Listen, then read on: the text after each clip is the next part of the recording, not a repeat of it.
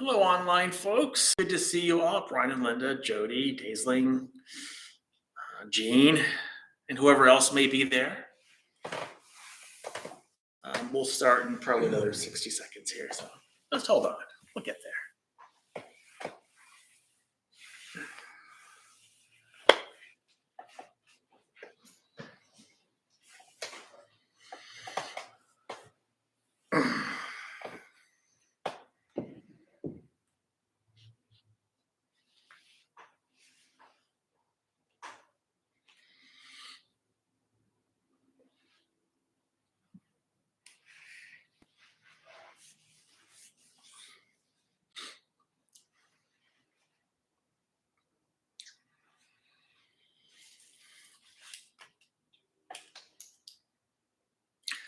Hello, Marcel.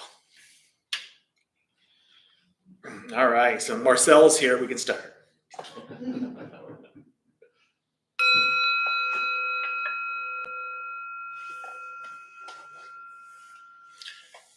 Hello, everybody. Welcome to the Wednesday Loving Kindness Meditation. My name is Alex. It is wonderful. It is wonderful to be here with you today. We have this class every Wednesday, and there are people here who I haven't seen before. Maybe you're not new to the temple, but maybe you're new to Wednesday. Is there anybody here who's just brand new to the Dharma Bum Temple? Anybody brand new to Wednesday? Haven't been to Wednesday? There we go. I knew it. Thank you for coming. I really appreciate it. I was thinking about like just now, just before class started. Like one of the ways that I've changed a great deal is that when I first started leading meditation at the Dharma Bum Temple, it was like 2008, so it was a long time ago. And I was so nervous. I'd never done anything like that before.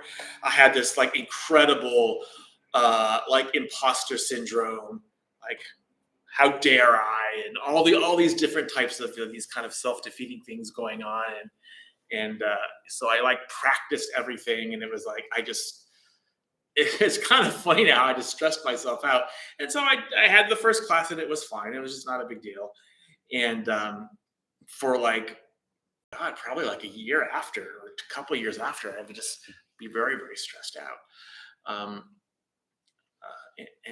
and I think about the difference between then and now, where I enjoy doing this. I don't get stressed out, and it's just very familiar. And I've learned to have a whole lot of self-compassion. And I think when we talk about loving kindness and the importance of loving kindness, probably the most important aspect of loving kindness is being kind to yourself. Traditionally, how loving kindness is taught is the first part of a loving kindness meditation after you get connected to the breath is to do loving kindness for yourself. Not necessarily because it's the most important, because it's all important, but because it should be the easiest, right? You're closest to your own heart, right? No one is closer to your own heart than you. So it should be really, really, really easy to do this practice of loving kindness, and then come to find out that is not the case. At least here. In traditional Buddhist countries where they teach you practices of virtue and kindness and generosity, like from an early age, up until you then learn to meditate, and then only maybe when you're a teenager, and maybe you're in your 20s, you learn the Four Noble Truths and the Eightfold Path, in detail.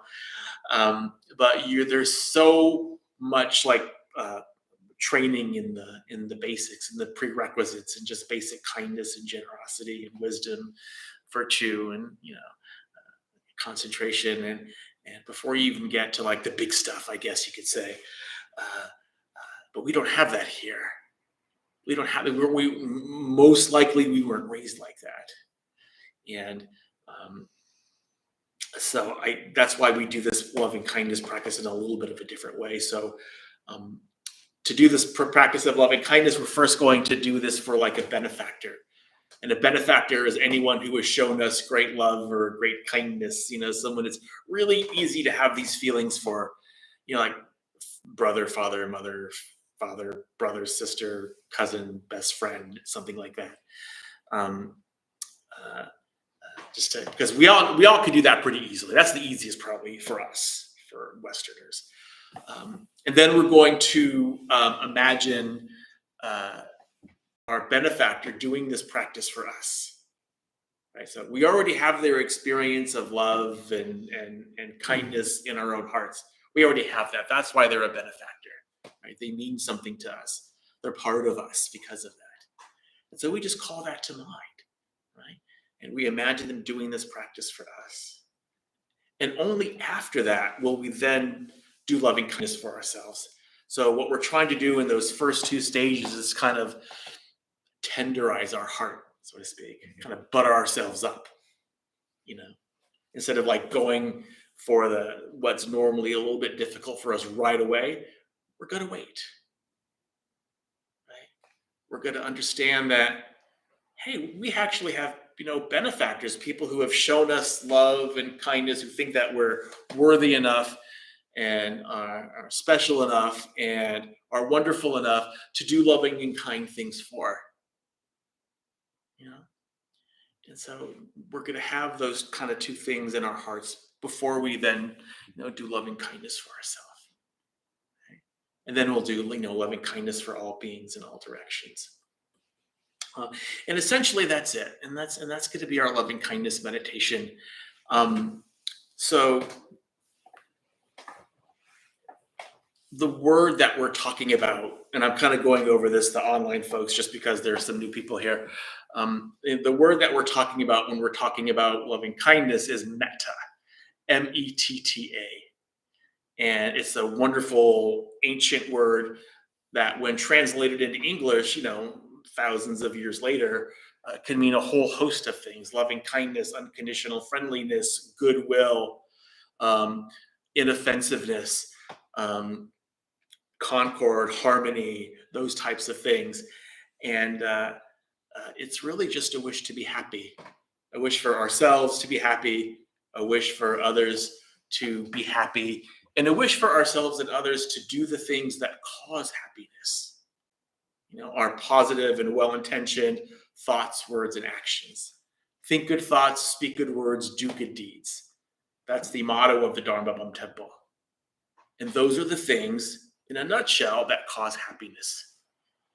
Of course, this is a nuanced conversation, and we need to talk about intention and, and skillfully, exhibiting metta, because it's all just a skill, that we have to learn. But essentially, that's it. We want ourselves to be happy. We want to do the things that cause happiness, and we want the same thing for others. And if we all did that, nobody's loving kindness practice would interfere with somebody else's. Because this practice of loving kindness, other than being loving and kind and wonderful, is non-harming. It doesn't harm anybody. So it's never in conflict with anybody doing the same thing, right? So we're going to do this practice, and you can to do this practice, you can either radiate loving kindness to them, in however you understand that word radiate, or I'm going to give you some phrases to repeat if you want to do that as well. So the choice is yours. There's a lot of flexibility in this practice, right? We don't want to be dogmatic about anything. Dogmatism just leads to a whole lot of suffering, and we don't want that. Life is hard enough. So thank you for the new people who are here. It's wonderful to have you. Afterwards, we're going to do maybe a little question and answer. But before we start, is there anybody have any questions? All right, we all ready? We all ready to do this? Whew. Mm-hmm.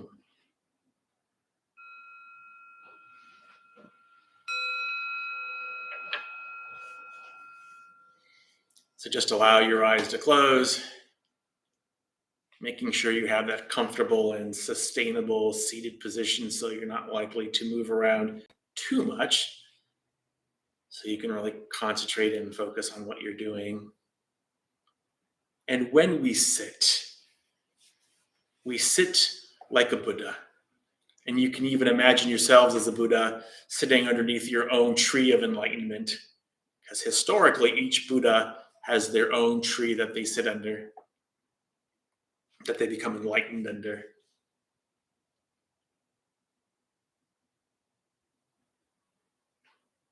So what we're going to do just for the first few minutes is just kind of get connected to the breath. So let's just take a deep breath all the way in and all the way out. At first, not forcing it, letting the breath be quite easy and quite natural. Feeling the breath nourish us, nourish our mind, and nourish our body.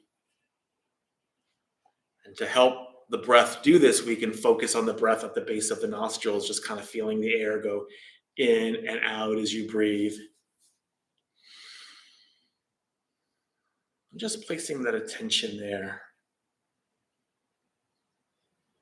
If there are any thoughts that arise, if you can just put them in the background, that's fine. And just keep your attention on the breath. If you do get distracted by some intrusive thought, we have this wonderful technique called labeling. It's that a thought arises and we say, thinking, and come back to the breath. We just label that thought thinking. There's no judgment, no evaluation of the thought or the content of the thought. It's just thinking and come back to the breath. Just that act of saying thinking will snap the mind back to the present moment, even if it's just for a second. And so we do this at first, just because you want to maintain at least 25% of your attention on the breath, even while doing a practice of loving kindness, so you can stay grounded. If after a few breaths you need to take a deeper or a more shallow breath to kind of stay connected to the present, go ahead and do that.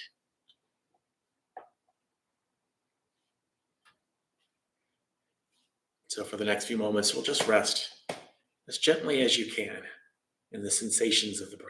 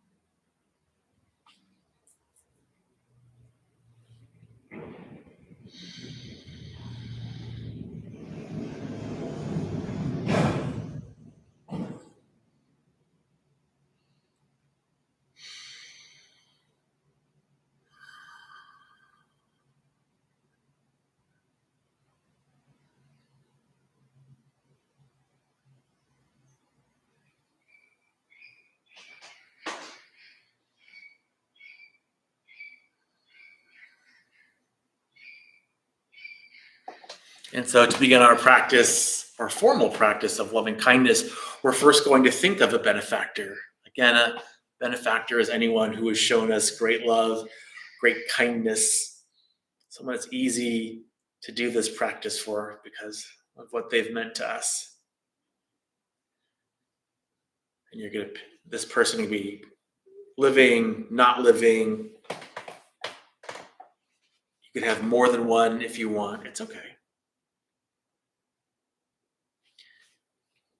And you can either just radiate loving kindness to them, and however you understand that word radiate, or you can just repeat phrases of loving kindness for them. Phrases like, may you be happy. May you be safe from inner and outer danger. May you be well in body and mind. May you be at peace and live at ease in this world. You can use one or more of those phrases or another phrase of your own concoction, so long as it has a loving and kind intention behind it.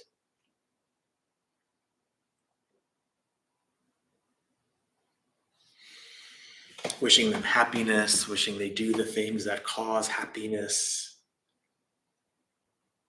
We'll begin our meditation by doing this practice for our benefactor.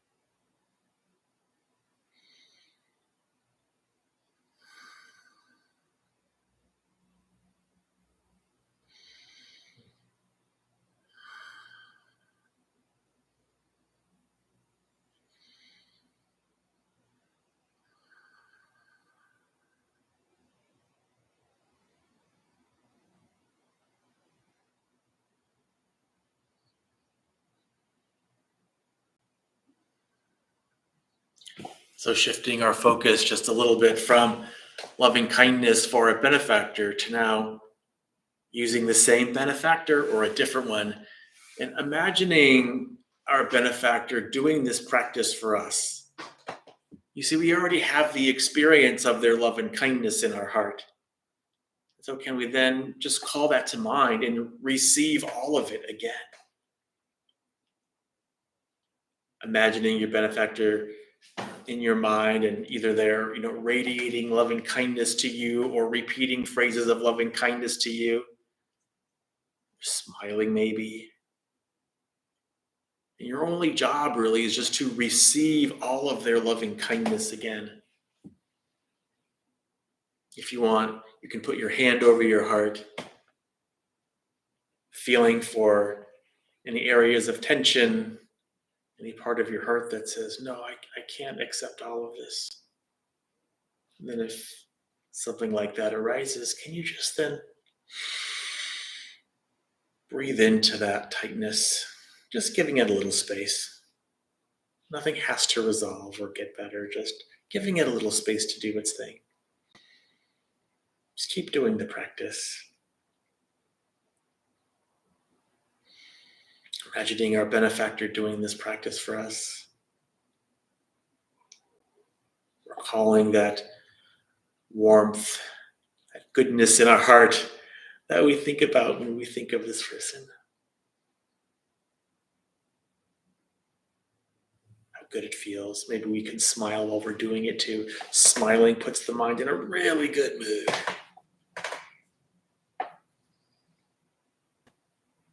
So we'll do this practice for just the next few minutes.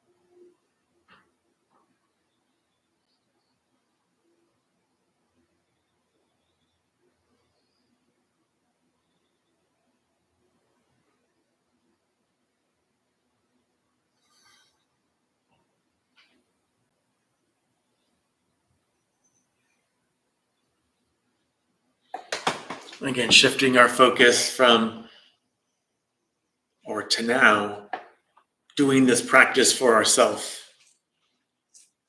So, at first, just call to mind your own wish to be happy, your own wish to be healthy and happy and at ease and at peace and free from suffering and all of these things. And it's a wish that everyone really has for themselves. And it's okay to have that for yourself. And to deny that for ourselves just causes us suffering. The more we can have loving kindness for ourselves, the more we can experience that love in our own heart, the more we would never want to cause anybody any harm. The more we would just want to do this practice for ourselves. You can either just imagine your heart getting bigger and warmer as you direct that loving kindness back onto yourself, back into your own heart, or just repeat phrases of loving kindness for yourself, like, may I be happy. May I be safe from inner and outer danger. May I be well in body and mind. May I be at peace and live at ease in this world. Do it however you want, however it's going to be easiest. And we'll do this for the next few moments.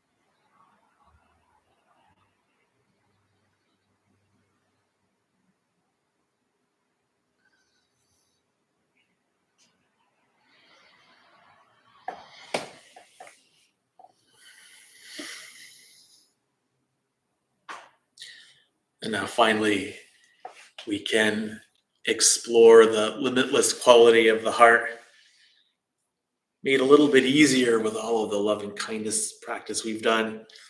We can explore the limitless potential of the heart to do this practice for all beings in all directions, whatever living beings there may be, excluding none, the great or the mighty, medium, short, or small,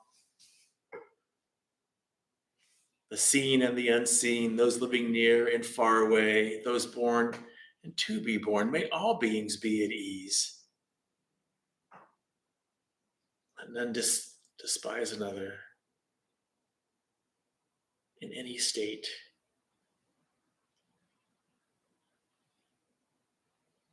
Spreading upwards to the skies and downwards to the depths, outwards and unbounded.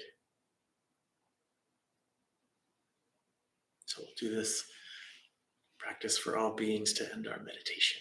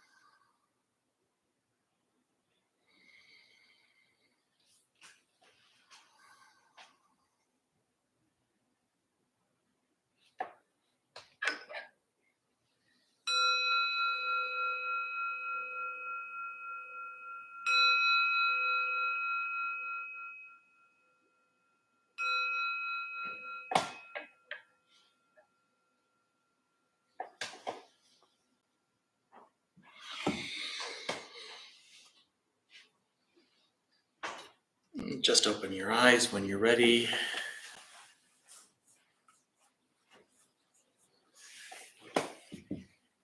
Remembering, let's take the next moment or two out in silence as you stretch your arms and you stretch your legs, keeping that mindfulness of loving kindness about you.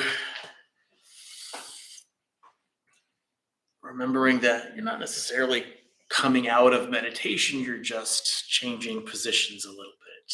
You can always keep that mind focus on loving and kind thoughts for yourself and others.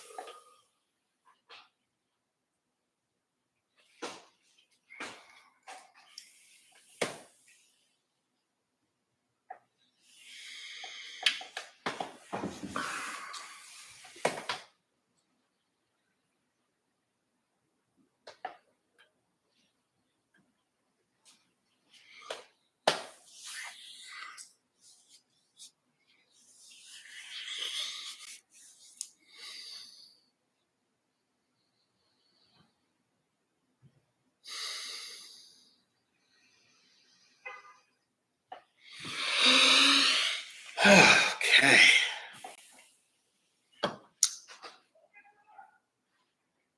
That was still good for me. I like that.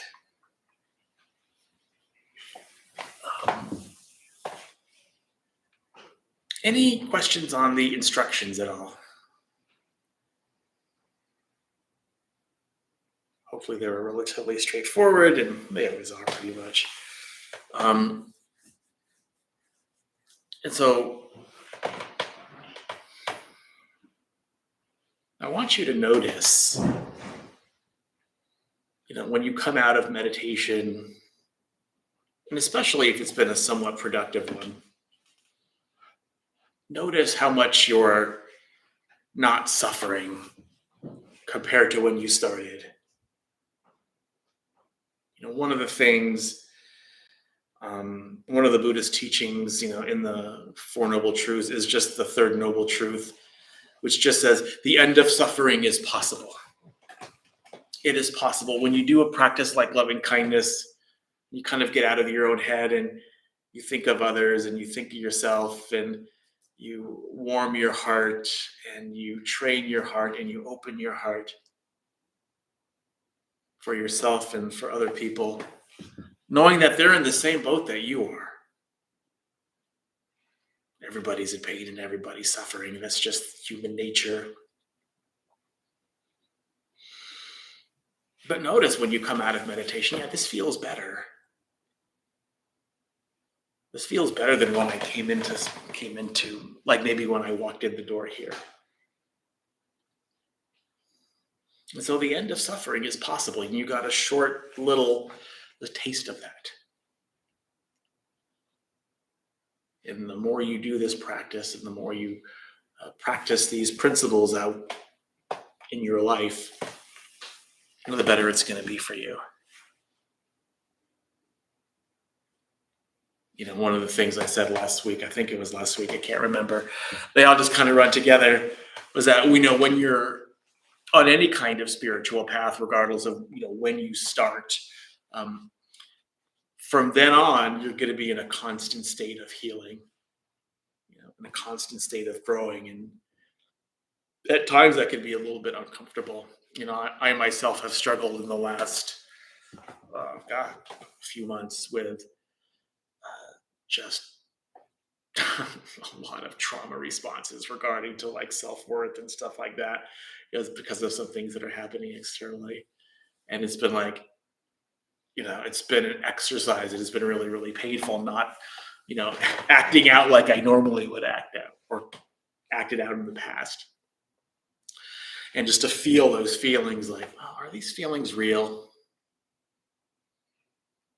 And just to feel how it feels in my body, and just to pause for a little bit and say,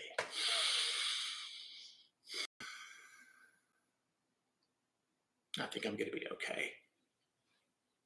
Not that it doesn't still hurt or it's not a challenge. Of course it is. But that's just one of the things that, this practice can do. Just realize that if you feel better in coming out of meditation than when you went in, the end of suffering as possible. And you can take that along and, practice it, as much as you can during the day. It's one of the things I really like about this practice. And so, how about you? I was interested to know what your experience of meditation is for the online folks as well. If you don't have a whole lot of experience with this particular kind of meditation, kind of how was that for you? Anything that was maybe easy or difficult or surprising, or if you have a question or just want to relay your experience, or if you have a question about Buddhism in general, I'll try to answer it if I have the answer. But I'm always interested to hear from you. So, anybody have anything? Want to share your experience about what that meditation was like? I'll go. Yeah, go ahead. I've only done this, a handful of times.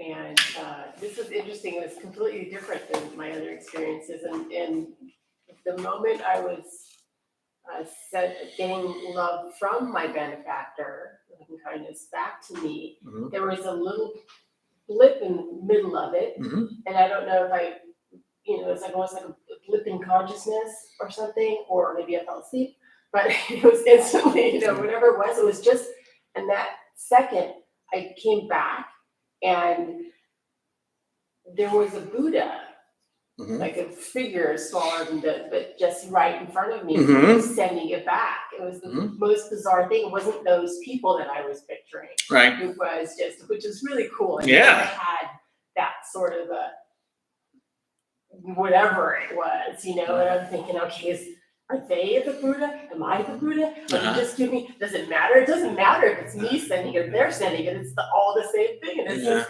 so I have no idea what it means, but it was really kind of a cool thing. And it just kind of made me smile. Yeah. That I had this vision of that.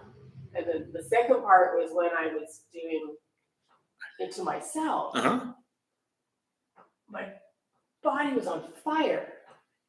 And I never had, it might have been a hot. How on fire? It was the whole, it was. Were you hot? Hot, yeah. And I had this on because I get cold usually when I sit. Right.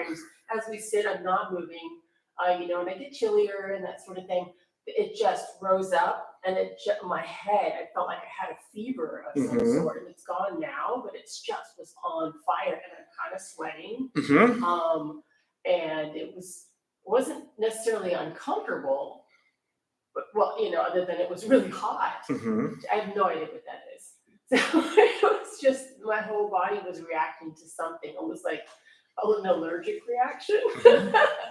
Or if it was, I can't pinpoint it, it's negative or positive. I think it's a neutral. I think it was just a physical experience of some sort, which I have never had before. Yeah. Meditating.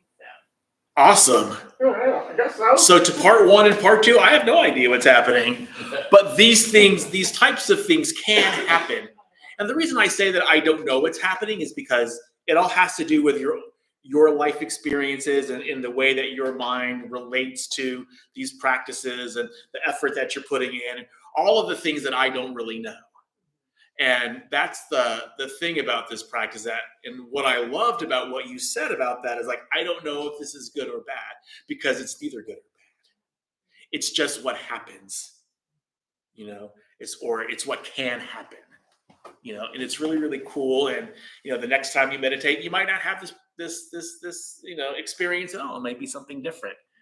And, sometimes what happens is, which is why I liked what you said, is because so often, and I'm absolutely guilty of this, is, we have this wonderful experience, and so the next time we're so excited, the next time we meditate, because, I'm going to have this experience again, and it doesn't happen, or maybe something the opposite happens, or something like that. And to go to the ability to go into each meditation fresh and just full of wonder, like, I don't know what's going to happen, but we'll see. I'm just going to do the practice and let's see what happens. That's wonderful. So, yeah. part of what's, how some people get trapped and kind of get stuck is that they focus on specifically these spiritual experiences, you know. What specifically does that mean? You have a whole lifetime of this stuff that you're going to be doing. This is just one small thing that you will be able to incorporate eventually into your growth. So yeah, that's awesome. That really is awesome. Thank you so much for sharing that.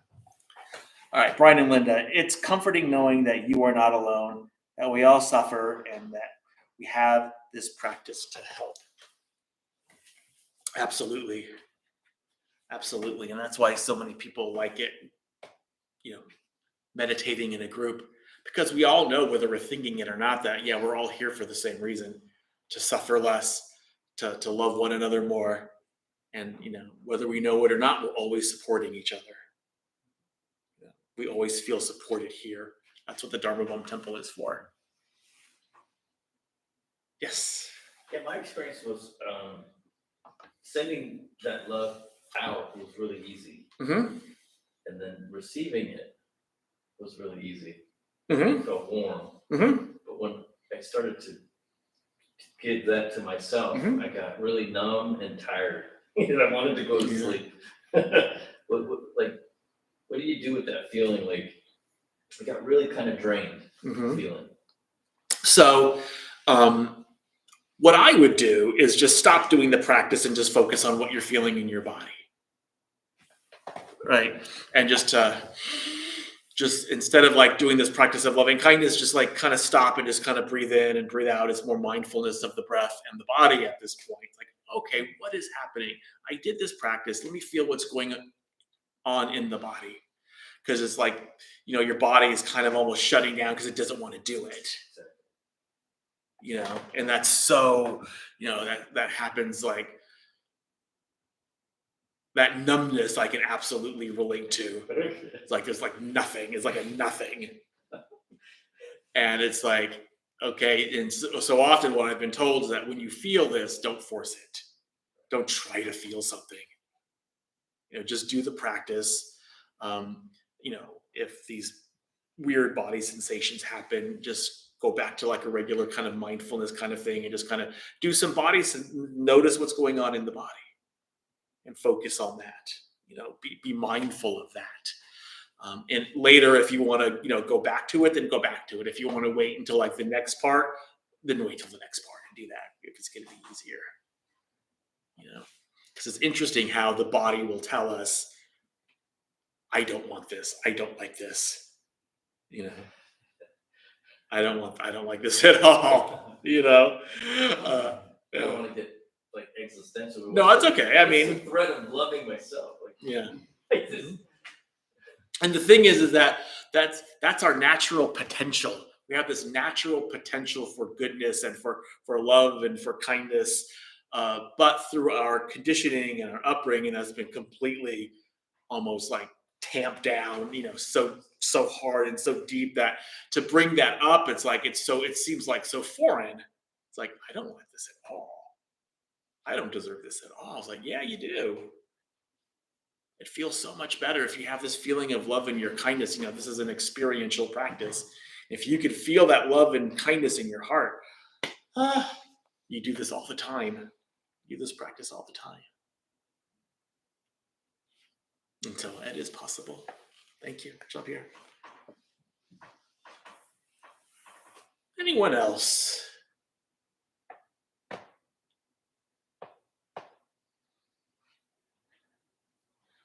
I'll give it about 30 seconds for the online folks if you guys have anything. We're at about time right now, so it's okay.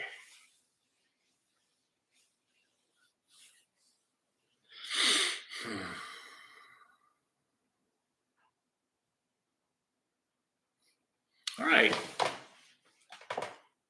Let's have some announcements before we end. Travis, hello. Hello, everyone. I am tonight's host, Travis. We opened the Dharma Bum Temple 17 years ago to introduce Buddhist practice to those who show up. Those who lead are not nuns, monks, gurus, masters, or teachers, and are not looking for students. They're simply practitioners sharing their interpretation of the practice with others. Almost every night, we have different classes led by people from various Buddhist traditions. We have a recovery sangha that meets several times a week for anyone battling addiction, and our food redistribution program is every Thursday at 5 p.m.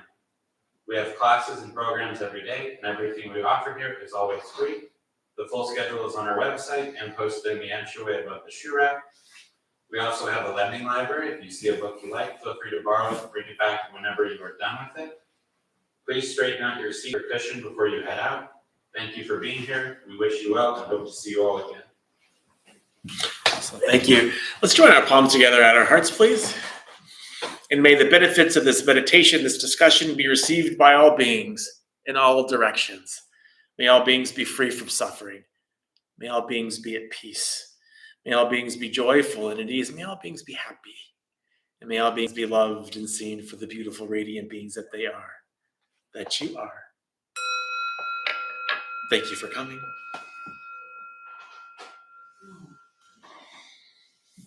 Thank you for coming, everybody. We will, have a wonderful rest of your evening and rest of your week, and we'll see you next time. Thank you. Nice to meet you. Bye, guys.